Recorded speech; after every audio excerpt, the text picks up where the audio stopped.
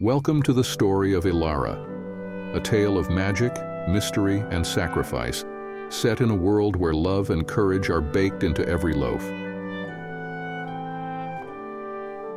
Once upon a time, in a tiny village nestled between dark, towering mountains, there was a young baker named Elara.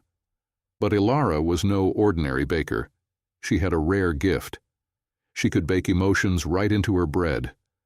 Villagers would swear her loaves could lift their spirits, bring them courage, or fill them with hope. Her bakery was a warm sanctuary, always buzzing with laughter and light. But one winter's night, everything changed. An eerie silence filled the village as a tall, cloaked figure stepped into her bakery. Frost glittered on his fingertips. His name? The Frost King, the mysterious ruler of the frozen mountains. There was something chilling yet sad in his gaze. "I've heard of your magic bread," he said in a low, almost fragile voice. "Show me." With a mix of fear and courage, Elara offered him a slice of her famous joy loaf. But the Frost King only frowned, barely tasting it. "This bread is for children," he muttered. "I need something real." That night, Elara couldn't shake his words. What did he mean by real? Determined, she stayed up late, testing recipes she'd never tried, searching for the unknown ingredient he sought. The next night, the Frost King returned, colder and more exhausted than before. Elara offered him a new creation, a bread filled with bravery. But this time he looked even sadder, his frosty eyes flickering with hidden pain. "It is still not enough," he murmured, then vanished into the cold. Intrigued by his sadness, Elara decided to follow him. She tracked his icy footprints through the night until they led her to a hidden cave deep in the mountains. She watched as he stood before a wall of ice, whispering, "It was a foolish mistake. I've tried every spell, but nothing melts this ice." His voice cracked with despair.